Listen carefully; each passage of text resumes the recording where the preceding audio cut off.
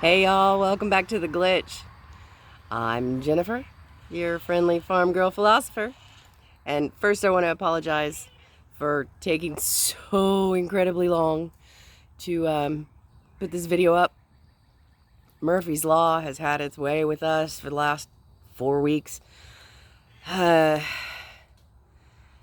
a mama cat that got stupid sick and her teat fell off. Ugh. Had to go and deal with a broken ball joint and sprained wrist and I don't even know. Kidney stones? Kidney stones. I've lost track. There's just too much stuff going on. But I'm going to try really hard to get back on a better schedule so that I'm not... Hey, trucks. I'm not just leaving this out in the ether anymore. So really, this video is just going to be about kind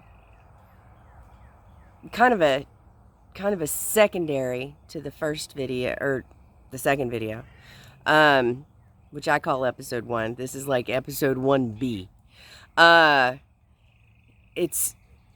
I had some constructive criticism that I wasn't real clear with a couple of things, so I wanted to clarify those things. So this video may be short, it may be long. I have no idea.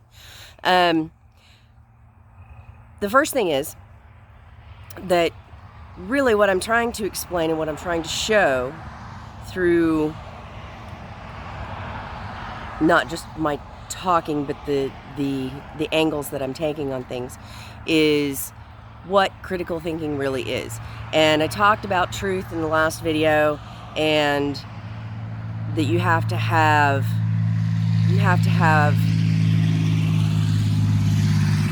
facts and reality and logic in order to find truth.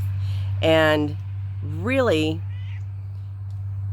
that kind of encompasses critical thinking, but it's not all there is to critical thinking. You also have to think about whether or not your facts and your data are accurate. You have to think about whether your perception of reality is accurate, and you have to think about whether your logic is sound. And so thinking about each one of those things as you're going through this process of seeking truth is really what critical thinking is. And it's kind of gotten a bad rap lately. There are some people who say that critical thinking, you should just live on your emotions. And I think I kind of covered that last video to why that's probably not a good idea. So, yeah, critical thinking. Analyze your facts, your reality, your logic, and use those things to arrive at truth and your understanding of truth and your arguments for what you believe. Also, I tried a couple of times to explain the idea of there's two opposing statements of there is no truth versus there is truth. So it's a binary thing. Either one's true or the other one's true.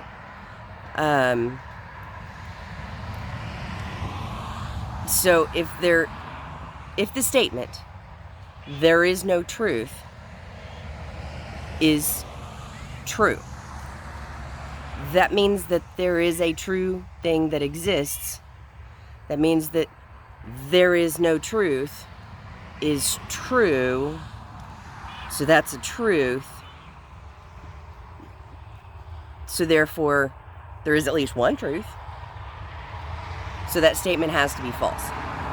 Now, what I didn't do, I think I kind of explained that last video, but what I didn't really explain was the corollary to that, which is if there's a statement, there is no truth, and we can demonstrate through logic, through thought, that that one is false. My cat being a butthead. then the statement, there is truth. Now, if it is false, then, because you can only have two outcomes. You can only have it's true or it's false. It's a binary. So if the statement, there is truth, is false, that doesn't necessarily mean that there is no truth. However, if the statement, there is truth, is true, then we can find truth. So one way, it's not necessarily all false, that there's no truth at all, because we've already proven that that can't be. And then, on the other hand, there is truth. That's not a self-contradictory statement. So, I was trying to, in the last video, put those two against each other, and I completely failed at that. I'm not really sure I did much better this time, but if you want to be a glitch in the system, you're going to screw it up sometimes too. Okay, the other thing that I just wanted to touch on really briefly is that our clarity of language is incredibly important to being able to have a true discussion with another person. A lot of times I think that discussions get bogged down and turn into screaming matches because people are trying to use words in a way that they were not intended. And they say, oh, no, that's not what it means anymore.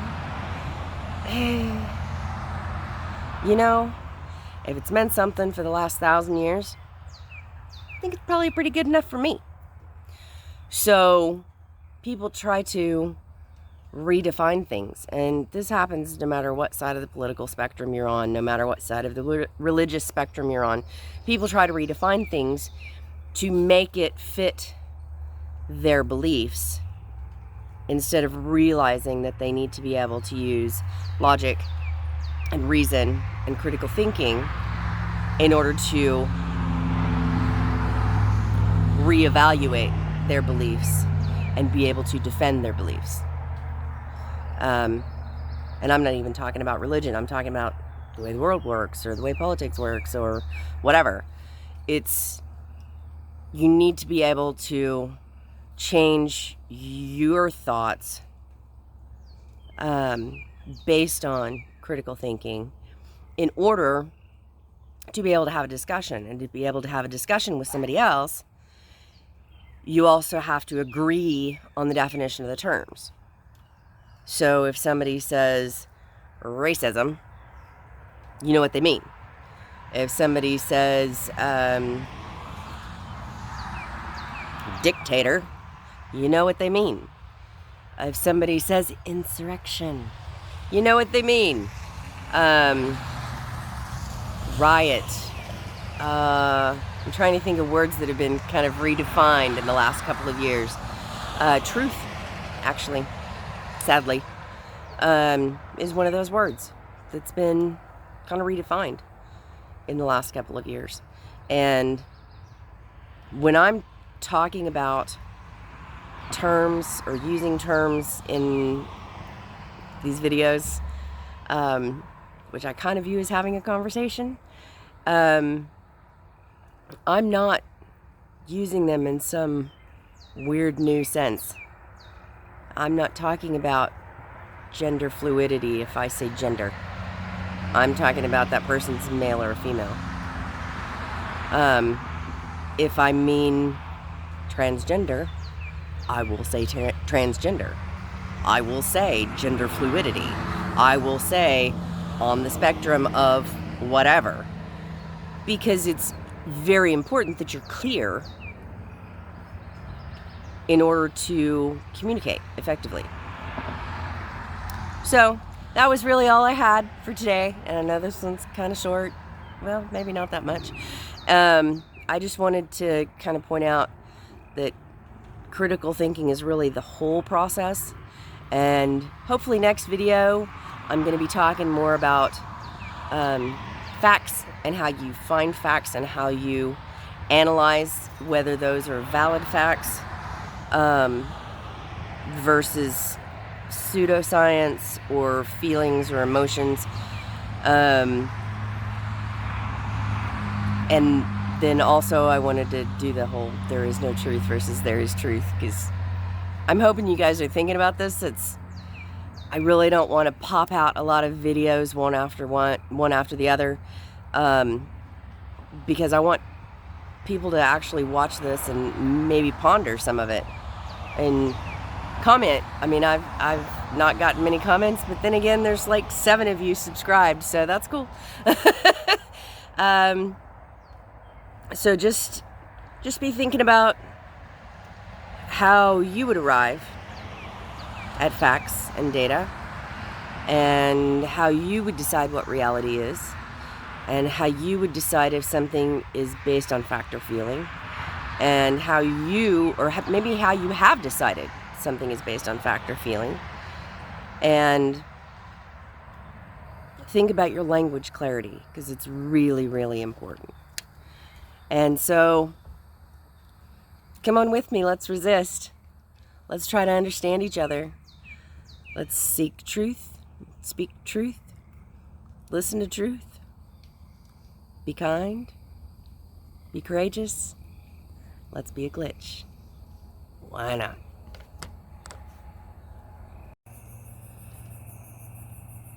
Hey guys, I just realized that I just watched the video and I totally screwed something up again. And, you know, I don't have editing software, so I just do the best I've got with what I've got, best I can with what I've got. But I misspoke, and so I want to make sure that I clarify it. The statement, there is no truth. If it is true, what are we worried about? But if it is true, then that's a truth. And therefore, the statement, there is no truth, is false.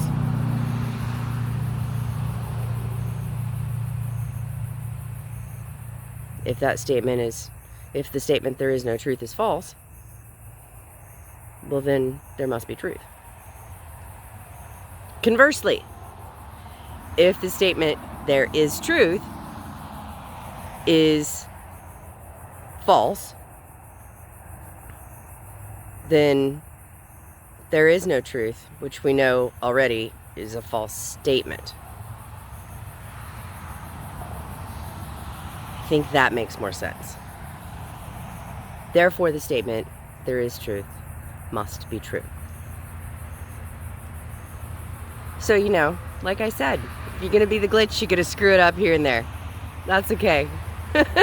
Everybody screws stuff up here and there. Whatever. You guys, come and be the glitch with me. Please, please. We got to screw this stuff up. We got to tear down the systems. Love y'all. Bye.